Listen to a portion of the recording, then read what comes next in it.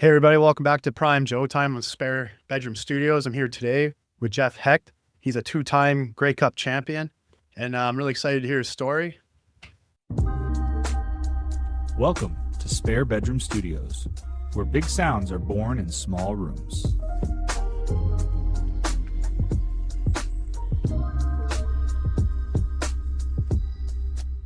Yeah, so I just want to learn about you. What's your background? You started playing football in Edmonton. You grew up here. Yeah, from Edmonton. I was born in Edmonton, lived here pretty much my whole life until I started playing football.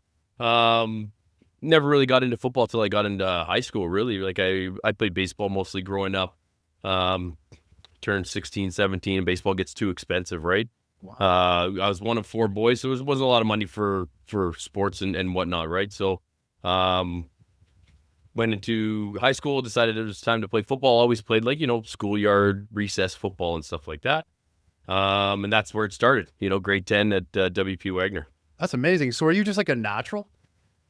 Yeah, I'm a natural athlete. All my family's athletic. None of my, siblings or parents played any sports. One of my younger brothers was into wrestling into junior high and high school, and that's about it. So we're not really a sports family, but we are, a very athletic group as far as like just natural athleticism. Yeah. That actually amazes me because like most kids, like, for instance, I played hockey, like they've been playing since they were 3 years old. Did you find that was like a disadvantage when you started? Like, did you know like how to do all the plays, like position? Not really. I think there's enough. Well, I have this conversation with a number of buddies of mine, especially one. He's got a kid under 10 years old that is into hockey and that's specialized, and they're doing it year round, and he does hockey all year round. And there's overwhelming data to support multi-sport athletes. It's much better for your biomechanical development, right? Playing a number of different sports is much better for you to get better at one specific sport. So playing, I did some wrestling in junior high and played volleyball in junior high, and just always was into something else. You can make the philosophy is that if you're more specialized, you'll have an advantage over your development. But the data kind of supports the idea of being more multifaceted, being advantageous to your physical as well as your biomechanical and athletic development. Yes. So I think it helped. How many positions did you end up playing? So I read your biography, was found interesting, and you're a defensive back. Did you start out in that position or did you move around? No, in high school I played, my first year I played receiver, which was basically like a nothing position because I was a grade 10 kid who didn't know anything about football really. And then grade 11 they moved me to quarterback, and we won a city championship that year. And then in my grade 12 year, there's a thing called there's a high school all-star game that happens, and I was never going to make it as a quarterback. We weren't a throwing team. Like, we just ran like power I option offense. Like, I was just fast, right? So wanted to make the all-star team, and coaches kind of told me, your best option would be to play defensive back just based on my size and skill sets. And so I just switched positions then, and then that's where it kind of started. So can you kind of like, I think football's so cool. I wish I could have had the opportunity to play. Where I'm from, there's no football. I'm from a small town, but like what's the responsibilities of this position? Like, what do you primarily do? Yeah, it's funny explaining what a defensive back is to even people that are like self-proclaimed like football fans. Most football fans, I think, they don't know that much about football. It's an incredibly complex game. So I tell this to everyone, like, what a quarterback is, right? So a quarterback throws the ball to the receivers. The primary job of a defensive back is to prevent the receivers from catching the ball, right? So we're in a defensive position, and we're trying to be the opposite of what the receivers are trying to do. So it's an athletic position. It's usually more skilled guys, smaller body frame types. So it fit well because I was the fastest kid in high school, kind of thing, right? So it's a very athletic position. Defensive back is the most athletic position in all of football. So it was a good switch, and it was a good way for me to move into the next level of football. Yeah, it's pretty cool. And I was digging around, I found out Deion Sanders was also a defensive back. I thought it was pretty cool. I know there's some difference between NFL and CFL. Maybe we can dive in that in a little bit when we move on. But so you were one of the fastest kids in the Edmonton high school areas, like at track and field events? I never did any track and field stuff like that. It was just like I said, my family was an athletic family, so I wasn't out pursuing different athletic endeavors. I only played football because it was fun, right? I played football because it was fun until like my third year of junior football. Even I never, the goal wasn't to play professional or it was maybe to get a college scholarship at one point, which was when that started becoming prevalent in my grade 11 and grade 12 year when I was like, a city all-star kind of caliber player. But it was never intention to play pro. It's just I played football because it was fun. Football season ended, and then that was it, right? So I never, looking back, maybe it would have been better to get into track and field or other complementary athletic endeavors. But no, never really worked into anything. I just did football because it was fun, and I was, a teenage kid full of testosterone that needed somewhere for the energy to go that wasn't getting into shit, right? That's pretty cool. Yeah. So you're a pretty jacked guy. I've always known when I met you, I'm like, this guy's fucking diesel. But what was your training routine like back then? Did you start training when you were in high school, like younger? Yeah, kind of near the end of high school. I didn't really, we weren't a really strong football program, and football programs 25 years ago almost now. There wasn't high school strength and conditioning programs like there are now, right? So I started working out really after the grade 12 football season because of this all-star game. There was a couple different tests. They tested your 220 or your bench press, right? So the 225 reps and then some other things. So it's like, one of the reasons you're going to make this team is based on these strength tests. Okay, so let's start training, right? We were fortunate enough. There was a guy, I think he was a substitute teacher, but he worked with the wrestling team at our school. His name was Owen Dawkins, but he was a wrestler guy. He still works in wrestling. He's like a real pro. I don't know how high he got. He was like an Olympic alternate, maybe was maybe his ceiling, but he was like a high caliber athlete. And he was always in the gym doing like some crazy athletic weightlifting. And so I would just copy him. And that's how my working out journey kind of started in general. It's funny, I had a conversation with a number of people lately, but we probably talked about it. It's like we live in an era today where most of the people at the gym look like they don't go to the gym. They don't train hard. I'm 40 years old now, and I go to the gym, and sometimes I'm the biggest and strongest guy there. And that really shouldn't be okay. Like I remember as a 17 or 18-year-old going to Club Fit or at the time, and there's just jack guys everywhere. So all I would do is just copy them, right? Monkey see, monkey do.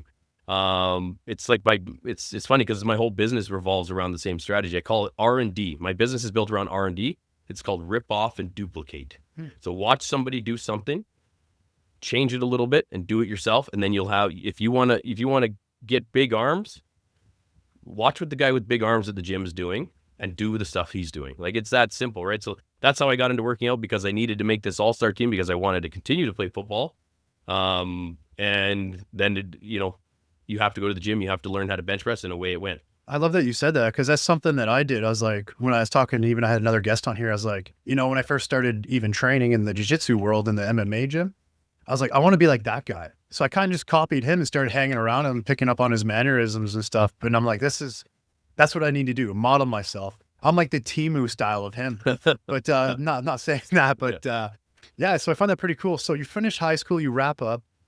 And then I was also reading that you played for the St. Mary's Huskies, and where is that? Is that Nova Scotia or Halifax? Halifax, yeah.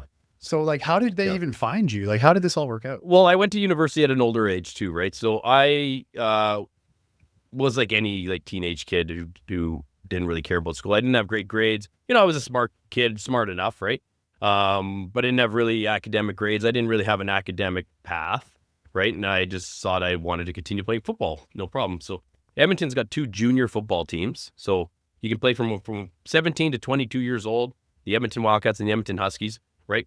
I wanted to just continue playing football. A number of people I knew had played for the Wildcats. It's a team that kind of associated with the south side of Edmonton. They were pretty crappy at the time, so I figured, I have a better chance of making the crappy team than the good team. The Huskies were really good, and they ended up winning a national championship a couple years later. So I just went out for the tryouts. Long story short, in that, I played junior football for 5 years, right? In my 3rd year is when football started getting a little serious. Like I was good at football. I was always good at football because I always worked harder than everybody, and I was pretty athletic. I was faster than most guys. As you level up in football, very few guys get to the pro level and are still the fastest guy on the team. But every guy, or almost every guy, was the fastest guy on his team at some time, whether it's when they're kids or junior high or high school. So, I was pretty athletic, and I was the hardest working guy ever. So my football was pretty successful. And then into my 3rd year, I started getting recognized, like league recognized, and got an open tryout with the Eskimos at the time. And then it started clicking, like, like, hey, this isn't just like for funsies anymore. If you want to, and some coaches that had some time in the CFL had mentioned, it's like, hey, like you have it. Yeah. If you want to go, there's a number of different ways you need to go about this now, instead of just showing up and having fun and doing a little extra work and just working a little harder than everyone else. It's like, if you want to go to the next level, you need to kind of, here's the plan, right? So as far as like diet, nutrition, training, focus on studying the game, etc. So I had a, pretty prominent junior football career. I was pretty successful in there. And then junior football programs are a great recruiting path for universities, right? Yeah. And at the time, the defensive coordinator, the head coach for the Edmonton Huskies, so the rival Edmonton team, he had went to St. Mary's as the defensive coordinator in 2006 or 7, I think. And so he started bringing a lot of the Edmonton junior guys out there because he was familiar with some players. And so a little bit of a recruitment pipeline started, right? So a lot of guys from Edmonton were going out there. And then, I got the phone call, at that time at a number of different universities that were recruiting me. Went out there for a visit and just decided like that this is the best path for me to move forward. I actually noticed that when I came here. Edmonton is super popular in Edmonton. Like where I'm from in Ontario, like it was popular, but not so much. Like football, you mean? Yeah. Yeah, it's pretty popular. It's like Sherwood Park. There's a number of teams in Edmonton that are really high caliber high school football teams now. Mm. And the junior football teams, without trying to explain too much of it, but there's been some eligibility changes a number of years ago. So the caliber of junior football isn't as good because you don't have as many players staying for a long time. Yeah. But yeah, there's a lot of really good football coming out of Edmonton these days. How did your first tryout go with the You said you got a tryout with the Eskimos. How was that? It was like I sucked. Like to tell you the truth, like I didn't know, football was pretty easy for me. Like as in my peer groups, like junior football was pretty easy at that point, right? I was the best guy. So it wasn't challenging. So when I went to the Eskimos, had an open tryout, went there, they put us through some drills and like, I was just not ready for it. I wasn't in shape for it. It's not like I had been training for like 12 weeks prior and doing a bunch, like trying to peak for this, like this highlight camp or this tryout. I just figured like, I'll go, I'll do what I always do and it'll work out. And like, and obviously. How old were you, Jeff? Like I was 19 or 20 at that time so it's into my third year. So that's when it kind of clicked. I was like, holy smokes. Like some of the other guys that were there were studs, like athletic studs. And I was like, holy, like there's a whole nother level. It's like jujitsu, right? Yeah. Like I'm a brown belt, yeah, but there's some brown belts out there that will just put me in the dirt without even losing breath, right? So it was like, holy smokes, there's like different levels to this. It's like, so I need to get like way more serious. And then, didn't really get another workout the next year. So then it was like the next feasible path is like the CFL draft. So I need to go to university. So I spent 3 years out in Halifax and then just got ready for the draft. I was curious about your university because I thought that'd be so cool, man. Like did you get some kind of like scholarship? There's like free schooling or did you have to pay? Or... Yeah, they pay for your schooling. In Canada, it's a little different than the US. You can't get like a quote unquote full scholarship, or at least you couldn't then. They pay for your courses. So you still have to pay your books and fees and your room and board and all that other good stuff. But they supplement it. What was cool is St. Mary's is like a really small school. I think it's like 6,500 students or like 7,000 students or less. There's a football field in the center of the campus, and then there's a number of buildings around the campus. So it's like one square block. So it's very like small town-esque. There's no other pro sports in that. So like the St. Mary's football team, we were really good then too. It was like celebrity status. You guys are studs, like at times you were, there's times at St. Mary's where I was much more of a prominent public figure, I guess, if you want to say that, than I was playing pro football. I mean, obviously in pro football, I wasn't like a stud or a guy or like a superstar. But when you're like one of the better players at St. Mary's, like everyone knows you. Like the restaurants and the bars downtown know you, and everyone around campus, and all the teachers and all the students and all that other stuff. So like it was the perfect kind of get out of Edmonton. It's a complete different change of pace, right? Halifax and Edmonton are two completely different worlds. Like our school didn't even have school on Fridays. Like it was 4 days a week. It's a very relaxed, more lazy in my terms, society. But for what I was trying to accomplish, which was like purely football, it was like the best decision ever, just with the coaches and the group of players that we played with. How did your teams do there? Did you guys do well? Did you win championships? I couldn't find any Yeah, we never stats. won a national championship. The year before, so 2007, they lost the national championship. 2008, 2009, 2010 is when I played. We won all three. We won our conference all 3 years, and then went to the national semifinal and lost in the national stage. Especially now, it's incredibly competitive in Canadian football now. And a school that small, we had like 2 full-time coaches on staff. It's very difficult to compete with these bigger schools that have 6 or 7 or 9 full-time head coaches, and they have much more opportunity to recruit. Like St. Mary's is a small school. There's no, they lack a lot of academic programs that maybe can allure some other recruits too. And it is in Halifax when there's other schools in like Southern Ontario or Calgary or BC or Vancouver, right? So we were competitive. We were dominant as far as our conference goes. We were always competitive on a national stage, but that's kind of where it stopped. That's pretty cool. What did you study in school? What? Football. That's Football. it. What courses you? I took elective courses for 3 years. I never Really? declared a major. I did the minimum to maintain a 2.0 GPA. I was only in university for university experience and to get an opportunity to play football. I left. So the football season's in the first semester. At the end of the first semester of my third year, because now I was draft eligible, I dropped out and moved back home. Oh, Right. I was older then. I was 23. Right. So a little older than some of the guys because I'd played junior football. But I went for football. So I was going to go home, work, train full time, and get ready for the combine. Because what happens if you don't get drafted, you can go back to school as long as you're academically eligible. But it's like a burn the boat situation. I dropped out of school so that I would be ineligible academically. Because basically I said, like, I'm 22, 23, I'm going on 24 now.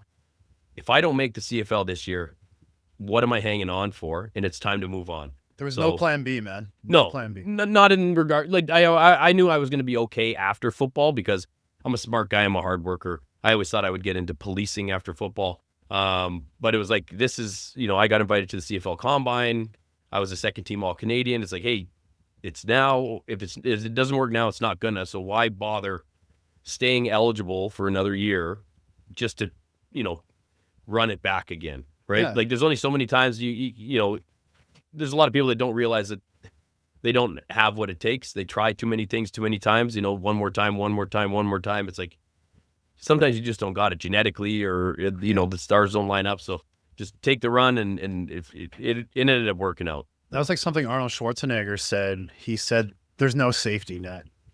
Like if you have a safety net and you have a plan B, you're already setting yourself up to fail. I was like, that's pretty interesting to say. Like from all the guys I talked to have a lot of similarities in their success.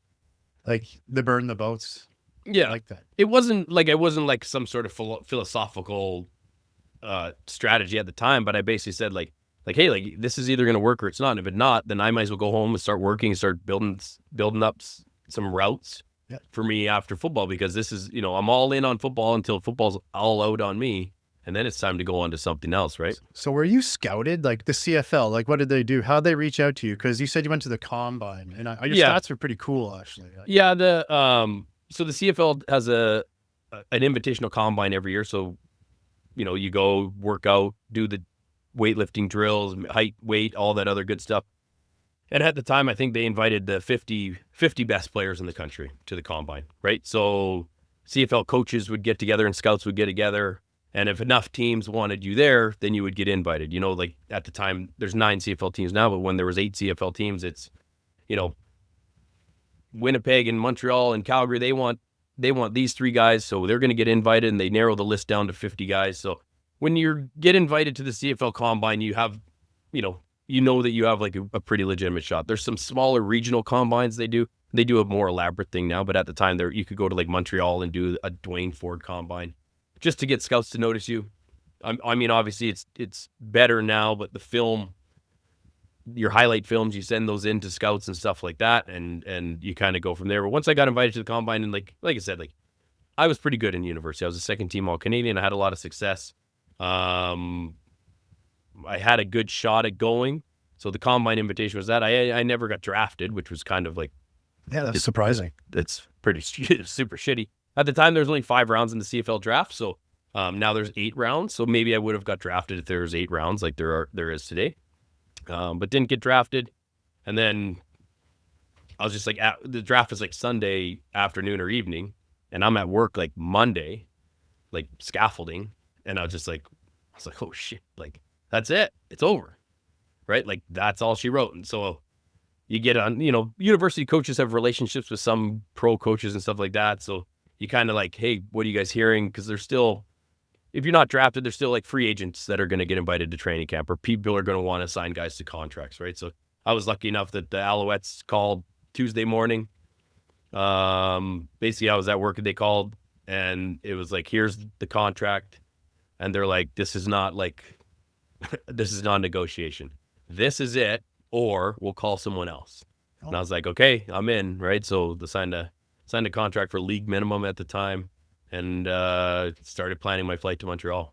That's pretty cool, man. And like the thing was, I was very surprised here. It said that you had the second fastest time in the evaluation camp, and the 4.79 second 40-yard dash. Yeah, I think that was for my position group. I tried out as a linebacker. Yeah. Yeah, like we talked about a little bit earlier. That I'm fast compared to a lot of people, regular people. Yeah. I'm probably the fastest person and I'm the fastest person a lot of people know. I'm not very fast compared to fast people, and that's not a time that, to fast people, that's not a very good time. But very few people you walk around every day, they even know, they can even run like a 5-second 40. Like it's quick. I always played fast. I played much faster than I ran, which is tough to explain. I was much more dynamic on the field because of my decision-making capability. I was able to process information faster. My brain works faster and works better than most people on a football field. And I know more about football, so I do more tape study and I study the opposition more, so I can get to places a lot faster. So on film, I'm a lot faster than I am on the track, right? So, my combine went pretty well, I thought. But looking back in 5 rounds, like as a talent evaluator, I probably wouldn't have drafted myself. Like, for a linebacker, I'm a little too small, and for a DB, I'm a little bit too slow, and I just don't fit into a lot of good positions. And I'm a tough person to evaluate.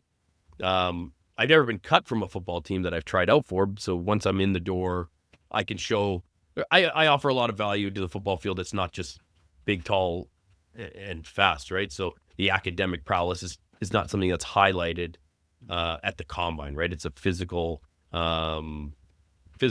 evaluation more than anything, right? So, but it worked out pretty good. So you get you get called by Montreal. You go there. Yeah. How was that experience? Like, first of all, everyone speaks French. It's kind of the same in Halifax. There's a lot of French people there. No, not in Halifax. In New Brunswick more. Oh, okay. Yeah. New Brunswick, yeah. It was good. I mean, one of the things in Montreal, like, I went as an undrafted free agent, and one thing that year, it's tough to explain, but that year in the CFL was the last year they had a certain roster rule. So now there's a limitation on how many roster moves a CFL team can make in camp. So they can only move 12 guys on and off the roster before there's cuts, right? Then it was unlimited, right? So I would practice. We would have something called a power practice. You know what a 2-a-day practice is? So it's a 2-a-day practice is 2 practices in one day. So practice in the morning, lunch break, practice in the evening. Like weight train? Like you do like practice on the field. Actual practice. Like a 2.5 hours on the field, then you go for lunch, and then 2.5 hours on the field. Like, this is full contact? Like, guys are hitting each other? Yeah, football practice, yeah. But we did power practices. So what they do is they do a 2-hour practice and then like a 15-minute break, and then right into it again. So we basically did a 4.5 or 5-hour practice.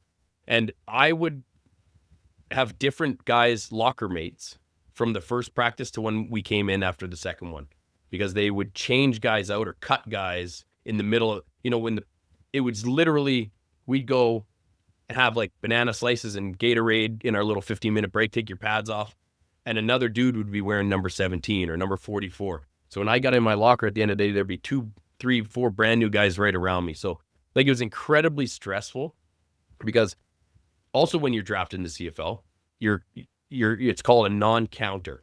So you're only now allowed a certain number of guys on your roster during training camp. But Canadian draft picks don't count. So you can have as many of those. So basically a Canadian draft pick, the rule of thumb is they don't get cut until the last day of cuts. So the first 2 cut down days, they don't count. So they're not, you got to go from 75 down to 58 or whatever it is now. You're not going to cut those guys because they don't technically count, right? But as an undrafted free agent, I'm a counter, right? I count against the roster. So I'm seeing guys get cut in the middle of practice right beside me. And like we lived in dormitories in Bishop's University. And so one common area and 4 bedrooms. And in 3 weeks of training camp, I must have had 20 or 25 different roommates.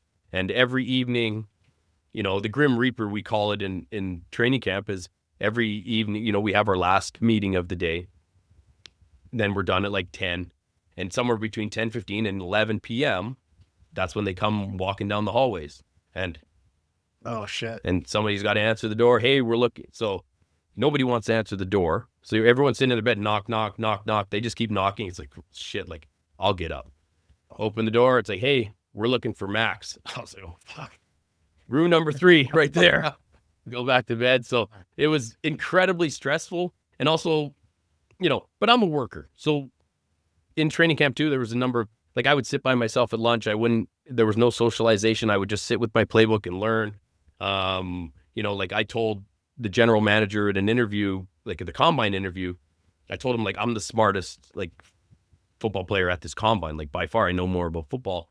And then he even mentioned after training camp, because all they do is see me carrying around my books and learning, and he was like, I never thought it would be true, right? But I'm a student of the game, and what separates me is my ability to learn. Like, I can't get faster and taller and more athletic, but you can get smarter than everyone just by studying, right? So, and one thing about Montreal, like, in hindsight, I didn't get to enjoy it. I lived in Montreal for a year and I didn't enjoy it. I went to downtown Montreal 2 times, right? Oh. For like an afternoon, couple beers on the patio, right? I never did anything in Montreal because it was only work. It was only football, football, football. Don't get cut, try to get better. So traveled all across the country, Halifax, Calgary, Saskatchewan, Winnipeg. Never really got to enjoy it as much as people think. But there was a job to be done, right? Yeah, that's awesome, man. That's pretty interesting. And like when you're a young guy and you get a contract, it's not quite. I know it's not like the NFL. You're not like raining cash everywhere, like those, like Right. spraying money like those guys. But do you have like agents? Do you have people that help you negotiate contract? I didn't really have an agent. The CFL is very different. Their CBA, or their collective bargaining agreement, it's a pretty standardized contract. Some of the better players or more prolific players, or players that have other teams vying for them, it's a good idea to get an agent, because an agent can help shop you around. When there's only one team phoning you, not really. There's no really appoint an agent. Like I said, the contract they offered me, it was league minimum. Do you want to sign it? And at the time, it was $43,000. Okay. So we played one playoff game, so the playoff bonus was $3,400. So my first year in the CFL, I made $46,400. Lowest paid guy in the league for any player that played all 18 games, right? So there's one or two times in my career, I maybe had an opportunity to get poached from another team.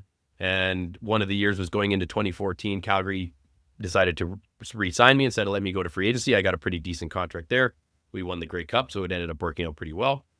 But yeah, there's a big range. I think the league minimum now is like 66 or 70,000, somewhere in that range. So it's not bad.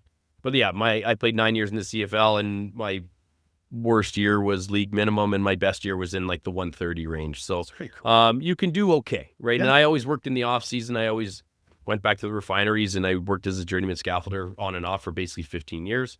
So when you couple that together, I was doing, you do pretty good. I mean, you're not a millionaire, and obviously I have a small business now, because I'm not, if I played in the NFL for 9 years, it's a much different story, right? Like, I did the math once, and if I played 1 year in the NFL and make league minimum, I would have made the same amount as I made in the CFL playing for 9 years, right? But it's a good way to make a living, and it's a pretty fun job. Obviously, guys are literally lining up to do it, right? If you don't want to do it for $70,000, there's 100 other guys that want to, right? So I would love to be a pro athlete, bro. Yeah. Like, it's the kind of the dream. And like, so you were saying you won the Grey Cup. That's obvious. Did you ever have an opportunity? Did you ever think about trying out for an NFL team? Because I've seen, like, in the past, some guys have transitioned into the NFL, but the game's a little different. I don't understand. I know there's different downs, but I don't know the difference. Yeah, there's a number of nuances that are different. But did I want to play in the NFL? For sure. Did I ever get an opportunity? Never. Not even close. It's a different world athletically. I say this all the time. Like, you take all the NFL players and you bury them in a mass grave, and 10,000 years from now, they would dig up that grave and they would be indistinguishable. I mean, they would be their own species. They're so different. NFL players are like aliens, like the Monstars in Space Jam. Okay. Like guys that play my position in the NFL are 6'1" to 6'3", 220 pounds, running a 4.5 or a 4.4 40. Like they are genetic specimens. Yes, in the CFL, there's a handful of guys that go down every year and get tryouts, and there's a handful of guys that make a splash. But I think every year of all the guys that go down, like maybe less than 5 stick around on NFL teams, and most of them are practice roster for a year or they're a special teamer for a couple of years. Like there's a couple guys that go down and become superstars, like a Cameron Wake, or there's a guy I played with in Calgary, Alex Singleton. He's a starting linebacker with the Denver Broncos now for a number of years. Very few guys make the transition from CFL to NFL. It is a much, much different sport athletically. Okay. Bigger, faster, stronger, everything, right? So it's like an NFL player is like the pinnacle of athleticism on the planet, really. I mean, basketball players are all enormous and tall, but if you're talking about like fast, strong, dynamic, NFL players they're miles and miles ahead. Okay, for me, like I've seen football. It's like those guys are. When I met guys like you, I'm like, man, these guys are freaks, man. Like strong, powerful, like double legging me down. I'm like, this is nuts. But I didn't know there was like quite the difference between the two. Yeah, it's a massive. Like you're a weightlifting guy, right? So yeah. I had a pretty good squat. The most I ever squat was 460. That's at like a 205-pound body weight. So that's a really heavy squat. Yeah. We're working out one time in Saskatchewan, and I'll just give you like a brief example of some of these. Like these guys are freaks. And there's this one dude, and we're squatting with chains on it, so like 60-pound, like heavy chains. But basically, we're doing clusters. You know what a cluster is, right? So, but there's this guy. He's got like 585 including the chains on the bar. And if you know working out, you can see somebody that doesn't work out a lot. They're very unstable. Do you want to explain that to people? Because they might not know what a cluster is. Yeah, like cluster lifting is, it may be a little different, but you're basically doing like a single rep, and then you re-rack the weight for a certain amount of time, 15 to 45 seconds, really. So you're doing like an 85% one rep max for sets of 3 singles, 3 or 5 singles. Yeah, it's heavy lifting. And this guy had 585 with the chains on there. And you know when somebody lifts and they shake a lot, they're very unstable. It means a lot of their stabilization muscles and their tendons are not dense enough because they're not used to lifting the weight, right? So usually when you see somebody wobbling like that, it's because they're at capacity, right? But this guy goes down, wobbling, stumbling, and up, and down, and up, and down, and up, and squats 585 for 5 reps.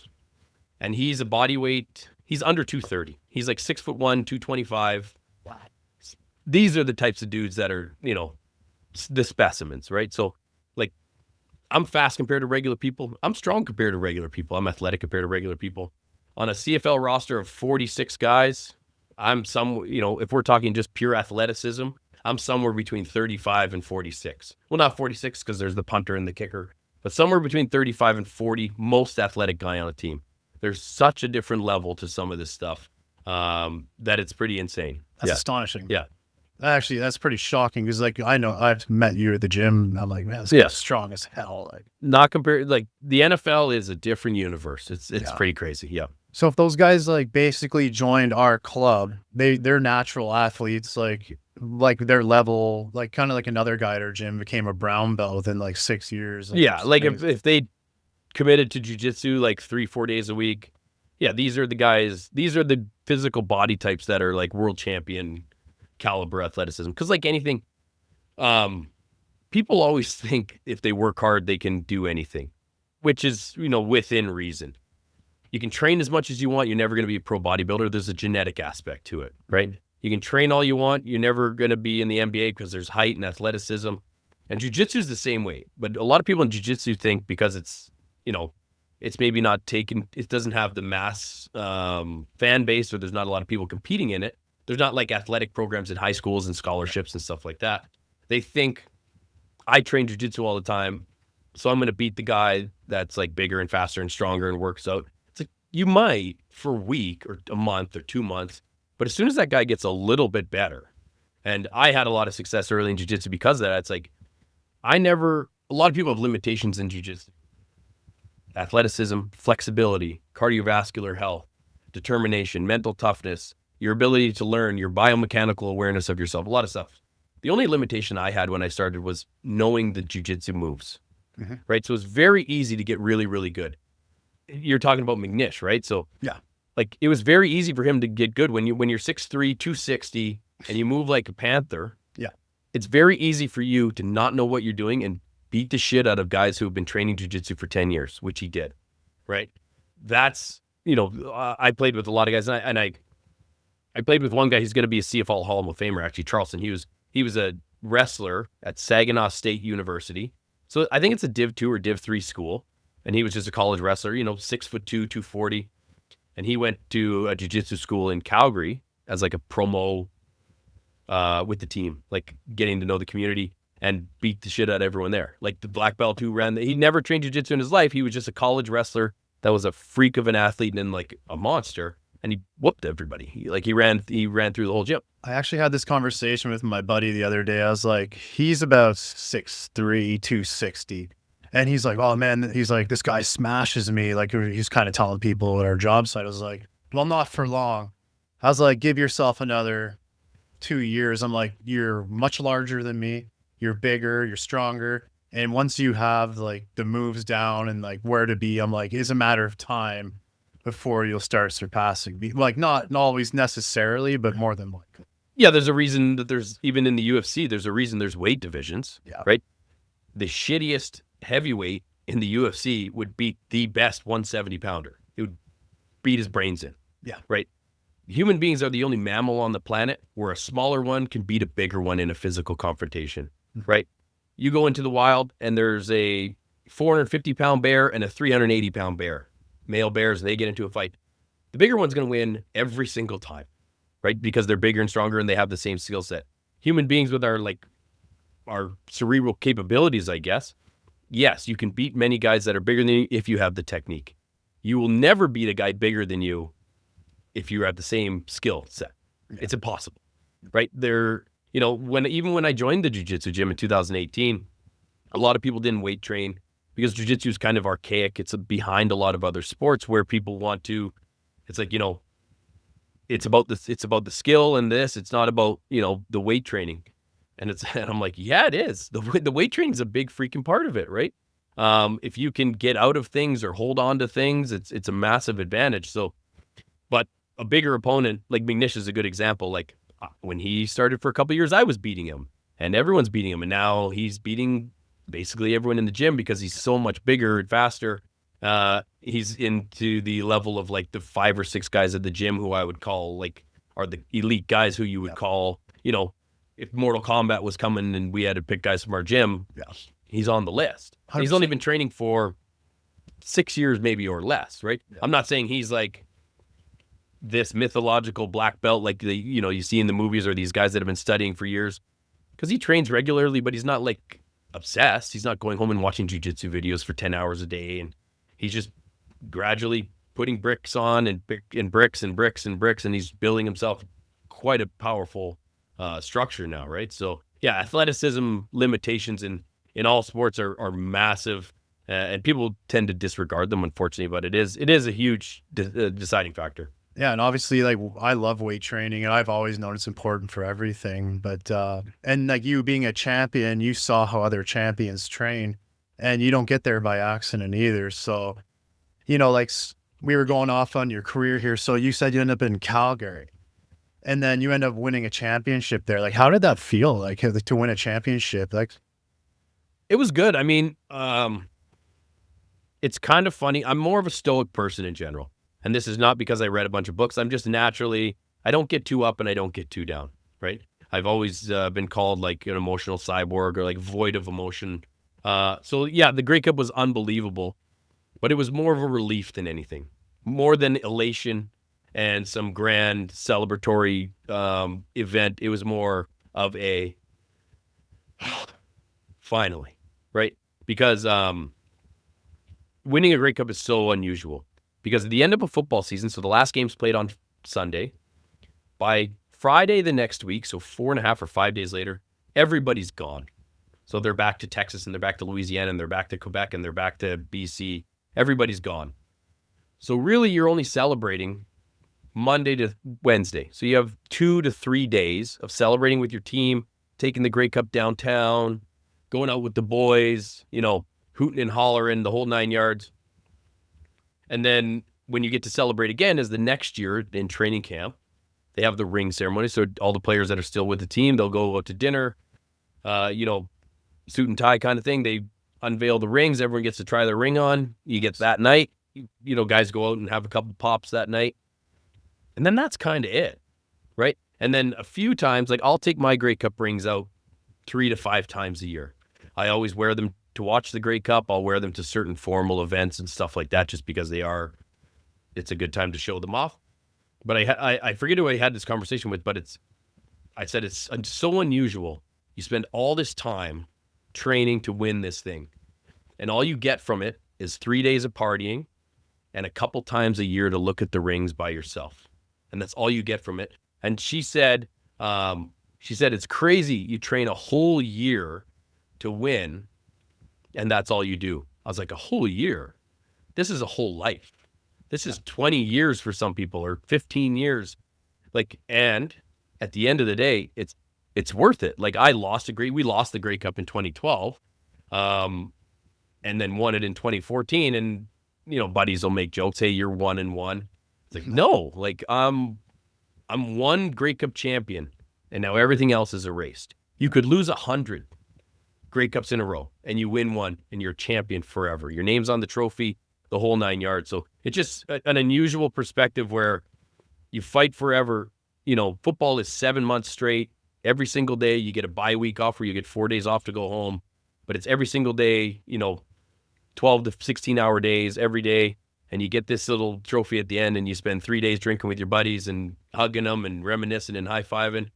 And then you're like, okay, let's try to do it again next year. We're moving on to the next thing, right? So did that push you hard and want to win the next year? Because losing's tough. Some people when they lose, they really some people never bounce back. They just hold on to that forever.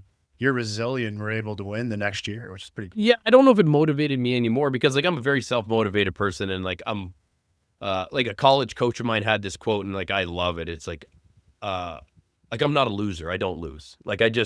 I'm good at things, and if I'm not good at things, I'll study and I'll learn. It's one of the things I'm better than at almost everybody is getting good at shit and having success because I work harder and I train harder and I train smarter. So it was never hey, let's do that again. I need that again. Every single year I played football was trying to win a championship. I won a championship in high school. We almost won a championship in junior. I almost won 3 championships in university. So it was always every single year. And football is a weird sport, but if you don't win the championship in football, that is an unsuccessful year, right? You can enjoy or look at benefits of an unsuccessful year, but every year you don't win is unsuccessful, right? So the goal is not to get better. Or the goal is not to make it to the semifinals. The goal is always to win the trophy, right? So winning it, you get that elation and that relief, but it didn't take away or add to the pursuit of winning it again, right? So it was always trying to win, and that's why it's a very high testosterone, very competitive game. The alpha males everywhere because it's a very difficult thing to do. Mm-hmm. It didn't motivate me anymore, but it makes you cognizant of what it takes to win, right? There's a number of teams, one good example is I'm an Oiler hater. I hate the Oilers, so I cheer against them, and they lose 2 years in a row now. And I keep telling people they won't win because they don't have anyone on their team that knows how to win. And they tell me, oh, Connor did this. He's never won. He's never been around winners. So, and I'm not saying I'm comparable to him at all, but being around in the locker room of winners, my rookie year, I was in Montreal in 2011. They won back-to-back Grey Cups in 2009 and 2010. So I had an opportunity to be around a locker room full of guys that got their rings in training camp. And, the difference between winning and losing in sports is inches. And it's maybe a little bit played out, but it is a game of inches. If you play video games, the best team, whatever sports video game you play, the best team is usually a 91 overall, and the worst ranked team is an 81 or 79. Out of 100, that's not a very big gap. No, not really. Right? So if you have a 5% advantage on another team, that's massive, right? So those advantages come in how the locker room is run and how people train and how people eat and how people hang out and how people study and who comes in early and who stays late. So, winning showed me how winning was supposed to be done. It's easier to transfer to other teams, right? I always consider myself a really good teammate. I only had one season where I didn't make the playoffs. All the teams I was on had a lot of success. I think I played a big part in that, right? Because the team that didn't make the playoffs, I got traded to them mid-season. Calgary traded me to Saskatchewan. Saskatchewan, we ended up missing the playoffs, and Calgary went on to lose in the Grey Cup that year, which was great for me. But yeah, being around winners teaches you how to win. And that was 9 I'm just going off like the stats I saw. Yeah. So you played 9 seasons. I think you said it earlier actually too. Yeah. Yeah, I was in Montreal for 1 season. Then they released me right before training camp my second year.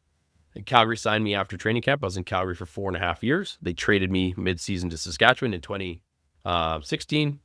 Stayed in Calgary or Saskatchewan 2016, 2017. They didn't re-sign me in 2017. And then going into 2018, I was kind of on the couch, right? I was no real offers. Winnipeg had an injury, and I think their second game, they had a guy, Canadian defensive back get hurt. They called me up. I drove out to Winnipeg and stayed there for 2 years, and we won the Grey Cup again in 2019. Yeah. And I was already getting to be, I was one of the 10th oldest guys in the league at that time already, right? It's a young man's game. I was 34 my last year. And COVID happened. I was trying to play one more year. I was going to try to get into coaching. So I wanted to play one more year. I thought I had good football left in me. COVID year happens. They shut the league down. All right, off we go. That was it, and that's when it shut down. That leads into retirement then. So you retire. Did you leave with any like serious injuries? Like you're pretty good, or? Yeah, I mean it depends on what you call serious, right? Like but my best way to paint the picture for people is what an MRI is, Yes. right? Not a lot of people do, but I've had more MRIs than basically all of the other people have ever met. Like I've been in an MRI machine 12 times. Holy shit. Herniated disc in my back. I got a herniated disc in my neck, broken ribs, ankle issues, arthritic collarbone, shoulder surgery. You played football with a herniated back and yeah, I blew my back out in like 2015. oh. And then blew a disc in my neck at the end of 2016. That's insane. Yeah, I thought I wasn't going to play again after that. Maybe I shouldn't have. Lost a lot of feeling. I lost almost 2 inches of diameter in my arm, a lot of nerve damage. There's still some nerve damage in my right arm, grip strength issues. Yeah. Saw a good doctor in Edmonton and did a bunch of physio and was able to get to a point where I could pass a physical and play again. So I feel a lot better. It's funny. We kind of talked about it on the way here. Pro football players have a longer life expectancy than non-football players for a number of reasons. They take care of their health, or they're more athletic or prioritize health. Compared to most 40-year-olds, I think I'm in great shape. I feel pretty good. Knees are not too bad. Hips are not too bad. But compared to what I would feel like if I didn't play football, I notice it, right? I'm a restless sleeper because my hips are always tight and my low back's always tight. Sometimes I wake up and my neck is just kinked. Like you've had disc issues as well. So yeah. Sometimes you just wake up and like my neck's fucked for 4 days. Just sleeping. Just because I woke up wrong, and there's no way to fix it except for I can dead hang and put traction, and I can take anti-inflammatories, and it's just part of the game. Sometimes, some days you wake up and your ankle's full of rust, and it takes you. When I walk out to feed the dogs, sometimes it's a little slow just because. But in general, I'm doing pretty good, and especially looking at like other 40-year-olds. I'm doing really good compared to some of them, right? Because at least I take care of myself. I say this, like, my body's got a lot of hard miles. I played football a certain way. I had a certain level of violence in the way I played the game. Very physical player. Metaphorically and literally, I was a lead with your head. First man through the door kind of player. So there's a lot of detriment that comes with that. But guys told me that when I was in junior football and I was getting a shot to play pro. There's a couple of coaches that had, some pro experience, and they said, it's like, hey, you can do this, but just so you know, that one of the things they told me is you're going to have a major surgery before you're 25. Your hands, your knees, your back, they're going to be fucked when you're older, right? But it'll be worth it. You know what I'm saying? We're not getting out of here alive. Because I've had my neck, my back, and knee surgery, and I've never been a pro athlete like you. I've never tasted victory like that. and I would love to have that experience. Yeah. So when you put it that way, I guess it's worth it, right? It's a funny thing too, is I would do it again. Yeah. Right. Like some of the days I wake up and I'm sore, and I also think like, oh, I make more, I make more money now than I did when I was playing football because, I can use my brain instead of just physical. So I wonder where I would be sometimes if I hadn't played football. Like, let's say I try out for junior football after high school and I don't make it. Where would you be financially, physically, maybe, or stuff like that? But given the opportunity to go back, the only things I would change would be some things I would change to make it so I had more success in the pro football, or maybe I got there a couple of years earlier, or maybe I was able to put myself in a better position with a certain team or certain organization to have some more success, right? But with how much I made, like I said, $43,000, guys are lining up for those jobs. I played with a guy named Joel Lipinski. He runs a very successful training company in Saskatchewan now. I played with him in university, and we're of the same body type, so we're stiff white Canadians. We always said like the white DBs stand out, so we're stiff white Canadian DBs. And it was always like when I was on the practice roster in Calgary, I was in practice roster for a couple of weeks, making $500 a week, and I was like, man, this sucks. And he's like, I would kill to be making $500 a week and this is a guy, his business is pretty, he's doing really well. He's like, I would make $500 a week right now just to play again. I was like, oh shit, like I guess. So these guys love it. Yeah. Yeah. It's a lifestyle. Football's not like, there's a season. Football's not a part-time thing. It's institutionalization. You work in corrections, so you get it, but guys in the prison are institutionalized. A little bit less than that, military institutionalization. And then the next phase of that would be football. You are a football player since the first day you play football. You do football all year round. I get a schedule in May that tells me what time lunch is on October 17th. Everything is scripted for you for 7 months. Yeah. And for some people, I played 20 years of football after high school. And then it's, here you go. Spring comes around. It's like, what are you doing? It's like, I have no idea. Oh. Right. So, guys, for better or for worse, want to just stay in it forever. Some people want to stay in it because it's all they know. Some people want to stay in it because that's all they want to know. Yeah. Right. So, but all in all, I think I made out pretty well physically. Jiu-jitsu is, a good move. Yeah, it's a nice way to stay competitive and keep the rust from developing, like a lot of people get, especially once you turn 40 and look around at some of the peers, and you're like, Jesus Christ, like how do they feel in the morning? If I feel the way I feel, and I'm in pretty good shape, right? So, but it's doing pretty good. So, did you stay in contact with any of your football teammates? Like, you guys lifelong friends? Like, you won a championship together? Maybe some guys you just chived with, your roommates with? Yeah, for sure. I'm more close friends with junior football players. Okay. Right? Junior football is by far the most fun football I've ever had in my life. I would tell every player, unless you're like a superstar athlete in Edmonton and you're going to like a really prestigious school with play a couple years of junior football. It's local.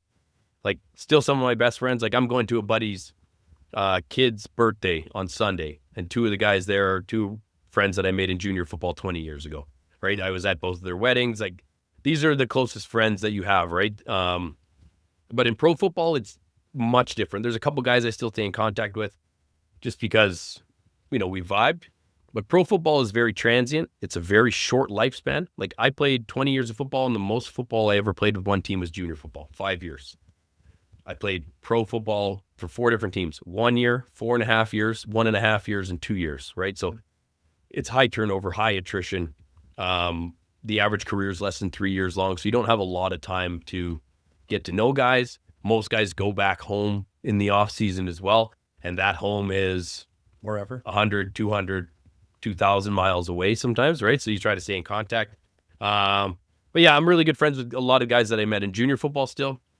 Pro football, it's tough. It's a very cutthroat business. Like, I even, guys did it to me my rookie year, but after I got into my second year of football, I stopped trying to get to know people, because it's like, hey, if you're here in a week or two, then I'll know your name. If you're here in a month or two, then I'll learn something about you. If you're here next year, because there's so many guys in and out the door that you wouldn't, I played with so many guys, I wouldn't even recognize them right now if I if they walk through you in a hallway because it's such a high turnover business, right? So it's tough sometimes too to get to know people because they're fighting for your job, right? Like it's kind of funny. There was this TV show on Netflix way back in the day, but there was this Alabama high school football team, and there was this one of the stars on that show was actually in training camp with me in Montreal. His name was Max Lerner. I forget the show, but so he was like a big media attraction because it was like one of these like, it wasn't the same thing, but like one of these like rehabilitation, but it's like a high end, but we were playing the same position. So like I automatically like hated this guy. I didn't know anything about him. We were roommates, but I didn't do anything to learn anything about him. I didn't talk to him. He also had the number I wanted. They gave him my number that I wanted in training camp, so I had a different number. And I just hated this dude because like you want the job and I want the job, and only one of us is going to get to stay. So I can't be friends with you.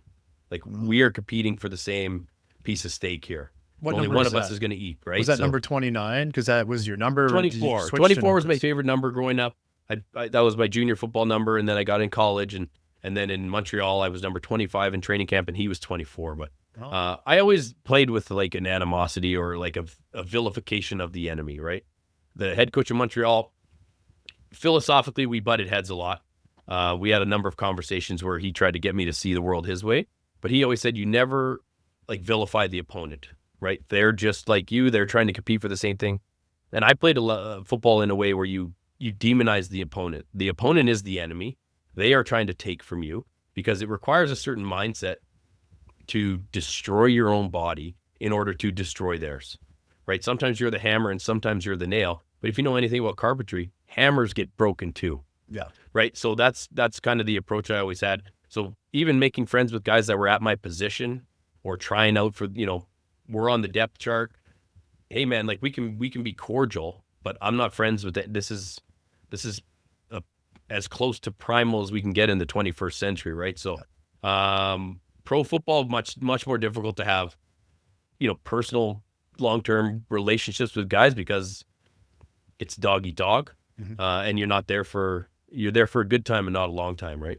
Oh yeah, that's wild, man. So like, you end up retiring from football, and now you've moved in, so you had to find something else to do, and now you're into the home inspection game, which I also found really cool because I used to be a big fan of Mike Holmes. I'd like watch him go around with that camera, and I'm like, man, this guy's so cool. He's like finding all this stuff and like rotten floors, and I just find that super interesting too. Yeah, it's a good business. It's I thought I was going to get into like personal finance in some realm after football. I knew I didn't want to work in oil and gas or in construction just because you get to a certain point where you realize like there's more opportunity in the world and there's better ways to make a dollar. And I spent a long time making my money with sacrificing my body, and I didn't want to do that anymore, right?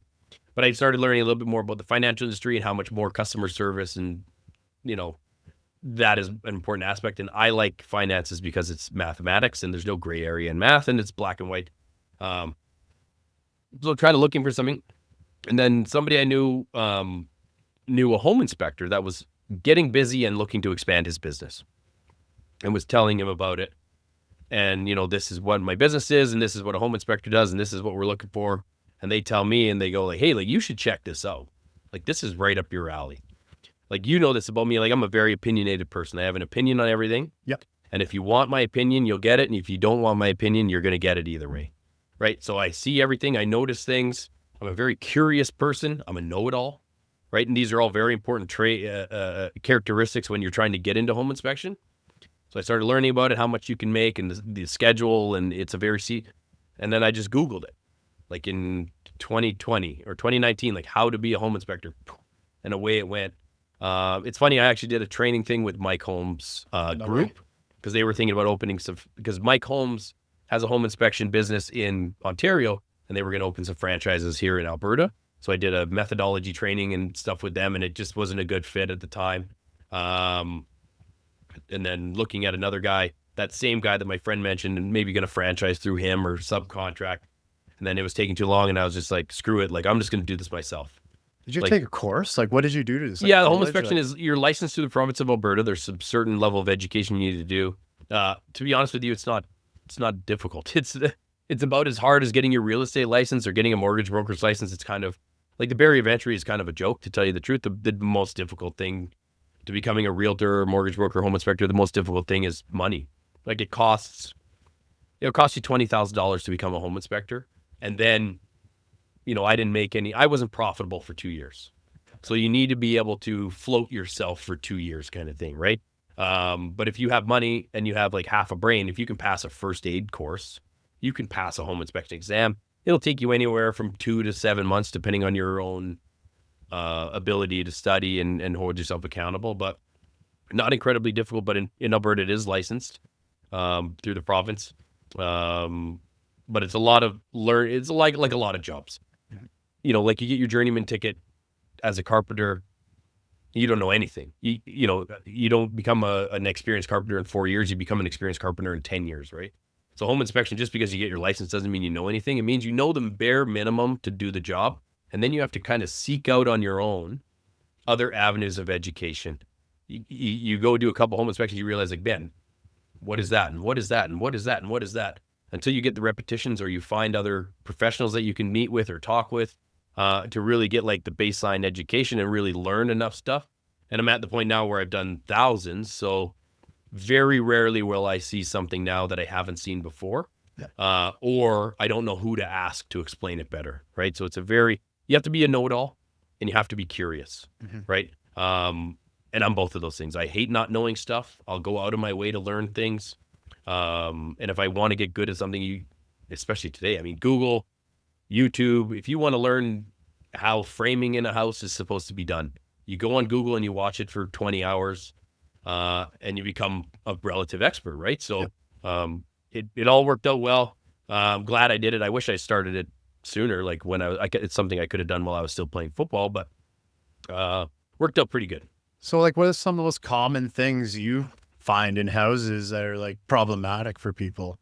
Like every house has issues is one thing you have to keep in mind. And there's always like the loose and wigglies, I call them, like loose faucets or leaking toilets, or every house is going to have something.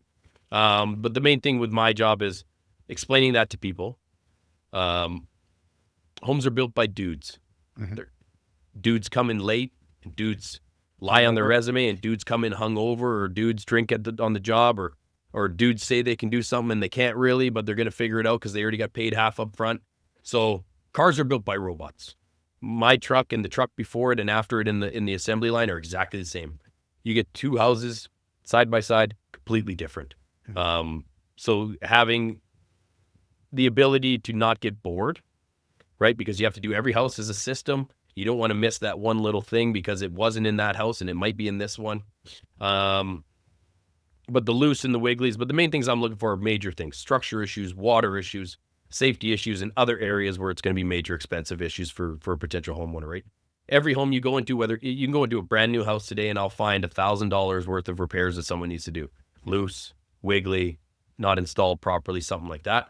But you don't want people moving into a house where they all of a sudden they need, the furnace isn't working properly, or they've got a crack in the foundation, or they've got a roof that's going to need shingles in 2 years. So you're just trying to be an educator more than anything. You're trying to identify as many defects in the home and educate people onto the severity of them and let them determine what they want to prioritize or fix or what's a non-negotiable for them. Because some people, a new hot water tank is going to break the deal. Oh, really? It's like $2,000. You got to spend $2,000. And some people, $2,000 is nothing. Okay. Right? Because they are better with their finances, right? So everybody's a little bit different. And it's one of the things, like being void of emotion really helps me because I don't care what happens to the house when I leave, to tell you the truth. If they buy the house, I don't care. If they don't buy the house, I don't care.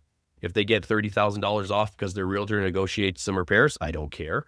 It doesn't affect me. I'm never going to be in that house again. If they have questions about the report, I care. If they need some clarification, they want to phone me for a better explanation, that's where I care. But what happens when I leave? So it's very easy for me to explain to somebody that their dream home is a piece of crap. Because everybody falls in love with their home before they even see it. I tell this to newer realtors. When they call you and say, hey, can we see XYZ 3rd Street house? They already love it. They already pictured their furniture. They already pictured their kids' rooms. They love it. It's their dream house already. Every house is everybody's dream house when they're buying it. And you hate to be, a lot of inspectors have trouble with it because they don't want to be the heartbreaker, right? They don't want to say to someone, especially because, the inspection, mom and dad come and the cousins come and everyone's looking, oh, we can play down here and this is where we're going to set up for Christmas dinner. And I basically go to them and more or less say, hey, like this house is a piece of shit. And it's going to cost you an incredible amount of money to make it livable. Good luck. Right. So I don't mind doing that because I don't, to tell you the truth, I lack empathy. It's a genetic lack. It's not something I do intentionally, but empathy and relating to people's emotions are not something that I do very well. In my business, however, it's a great asset, right? So, it's tough sometimes to be the heartbreaker, but here's the information. What you want to do with it is up to you, but now you're making an informed decision. So you at least know what you're getting. You're not getting, lipstick on a pig kind of situation. You're getting exactly, you know what you're getting yourself into. That's very business-like, right? It's like, yeah, I'll be like that. Yeah, you have to be, I don't want someone moving into a house and finding something and they're like, hey, like, what about this? I'm like, well, it's in your report. It's like, well, it says that, like, you made it seem like not a big deal when it is a big deal. Like, I don't try to downplay things that are big deals. I don't try to upplay things that are small deals. I just give you the information. Here it is. What do you think? If you need me to reword it, or I can translate it for you, because everybody has a different dialect they speak with home construction. Everybody calls things different things. Or, if I'm talking to somebody who's a journeyman plumber versus talking to somebody who's an accountant versus somebody who's a new Canadian and doesn't speak English, or maybe somebody from South America and they move here. And because in South America, all the construction's out of concrete, they don't have 2x4. So everything's a little different. So if they need me to reword it, that's where I have an advantage over most inspectors. Most inspectors are trades guys that, low education, low IQ. They don't read a lot. They don't have a lot of flexibility in their vernacular, right? So they're great at explaining inspection stuff to other inspectors or to people that understand trades. But when you're inspecting it to a nurse who's only been in Canada for 2 years or something like that, you need to relate the material, right? Education is all about relation of the material. If they don't understand what you're saying, how do you, one of the first things I ask people is, what do you do? What is your profession? Then I can understand how you view the world or how you view home construction so that I can speak your language, right? Do you have like a favorite company or home builder that you would suggest to people listening, like, or a different area to move to? Not necessarily. I try to stay out of that. I have a few builders. I keep track of builders that are problematic more so. I won't say any of the names, but I keep them in my head. And I look at, and certain realtors will call me and say, hey, do you know, what's your experience with so-and-so builder? And I'll be like, if I have a good relationship with the realtor, I'll be, hey, just so you know, this inspection is going to take 40 minutes more than you think, because these homes are all garbage, right? In my opinion, general rule of thumb, I wouldn't buy a brand new home built after COVID shut down. We had an explosion in population in Alberta. We have an explosion of housing. And mostly it's garbage. Most of the homes being built right now are garbage. They're being rushed out. There's exceptions to all rules. Like in the home inspection world, one thing is houses built in 2005, 2006, 2007 in general are garbage also. Because I don't know if you guys remember, but that was the gunslinger framing days. Houses were ripping. Oil was $6,000 a barrel. Like the economy was booming. In 2008, everything blows up, right? So the houses being built into that. I mean, in Edmonton, I know buddies that would buy a house and 6 months later sell it for $100,000 profit. Like housing prices were running. So the houses built in 05, 06, 07, generally, you don't want them. Now, there's some great ones, sure. Yeah. But as a general rule of thumb, if without seeing any other aspects of the house, if you want to buy a house that was built in 2003 and you're going to build one that's built in 2006 in the same neighborhood, 2003 all the way. Okay. But so as a general rule of thumb, I wouldn't buy anything that was built since COVID, and especially built today. Like, I'm not a huge fan of zero lot line homes and how they're sardine canning homes. And you get these duplexes with basement suites and garage suites in the back, and they're turning these neighborhoods into condo complexes is basically what they're doing. I live in a 1960s neighborhood, so but every home is different. Make sure you know what you're getting into. Make sure you know how to take care of it. There's a lot of home maintenance that is involved with, homes don't fall apart. They get abandoned or neglected apart. Yeah. Right. This is why you see in old neighborhoods, they're tearing down houses right now and building these fourplexes, but you'll see a great looking bungalow, and that one right there is just like desolate. It's not that way because of the way that one just got ignored. Yeah. These ones got taken care of properly. So with a home, one of the negatives of being a homeowner is taking care of your shit. Like some people don't have sub pumps. I guess very common Yeah. issue with all that rain, and then your Making house sure is the flooding. ice and water isn't pooling against your home or your downspouts, or making sure that your furnace filter's cleaned properly and this and that, and cleaning out your dryer ducts and stuff. There's a lot of maintenance that's involved with maintaining a home. It's expensive, yes, to maintain a home. It's much more expensive to repair. Yeah. Right. So that's why I just try to be an educator of people, because there's a lot of moving parts in a home, and it can get quite expensive if you neglect some of your stuff. Oh, 100%. So if I was looking to hire you, where could I find you? Like Instagram, website? Yeah, I'm active on Instagram, Inspector Jeff, at Inspector Jeff, I guess it is. The best way to get a hold of me is call or text. My work phone number, 780-707-9311. I'm easy to get a hold of. I'm not very active on social media because I try not to be. Social media is a bit of a drain. I try to post videos every once in a while when I see something that's unusual, or something that's common, that I can put out into the metaverse so that people can see it and maybe learn. Right. So, but that's the best way to get a hold of me. You can go on my website, but emails are trickier to get back. The best way to get a hold of anybody now, I think, is text, because if the text is important enough or time sensitive enough, no matter what I'm doing, I can text you back. Emails or phone calls are a little bit different, because I work a lot. Like, I work almost every single day at some point, right? So text is by far the best way to get a hold. Okay. Yeah. If there's like anything you want to say to the audience before we leave about what you do, about your football career, maybe your favorite place to play, or anything. Not particularly. I mean, I'm a rambler. I can chat forever, and I always have something to say. But my favorite place to play, just to follow up, unfortunately, my favorite place to play was in Calgary. Like, I grew up an Eskimo fan. I'm still an Eskimo fan now that I'm retired. I'm back to being a fan of the team. Never got an opportunity to play in Edmonton. Calgary, we won a lot. It was close to home, close to the mountains. I could rip out to Banff for a couple hours on my motorcycle. So unfortunately, Calgary was my favorite place to play. But there's a lot of good things about all the other stuff too, right? Yeah. Like, hopefully I can have you back on, because I wanted to kind of touch into traumatic or trauma. CT. CT. Yeah. Or some traumatic brain injuries. Chronic I don't have any traumatic right now, I don't think, encephalopathy. but try to ward some of them off. Yeah. You're pretty sharp, man. Like, you seem like, I hear some guys like slurring their words and stuff. Yeah. Maybe one day I can have you back. I try to. I go out of my way. Like I said, I'm a learner. Like, if I get into, like, I'm spending a lot of time cooking right now, and I'll watch YouTube videos and read, and I've got a stack of books I try to read all the time. I try to eat well. I try to take fish oils, because I know that I'm susceptible to degenerative brain disease because potentials with head trauma. And also, you see a lot of people, you're a bit younger than me, but when you get into your 40s, there's a lot of people who neglect themselves so bad and just let their bodies deteriorate. It's like a car. They stop changing the oil and they stop rotating the tires. And that's how you get old, and you get like shitty, and you get your performance in all aspects lacks. But race cars are always in great shape, because they're always tuning them, and they're always on the track, and they're always pushing it, and they're always getting new tires.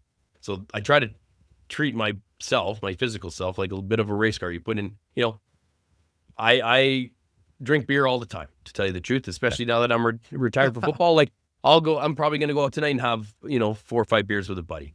But it's in moderation. And the rest of the time I eat a lot of dead animals and a lot of plants, and I put in, try to keep your brain as sharp as your body.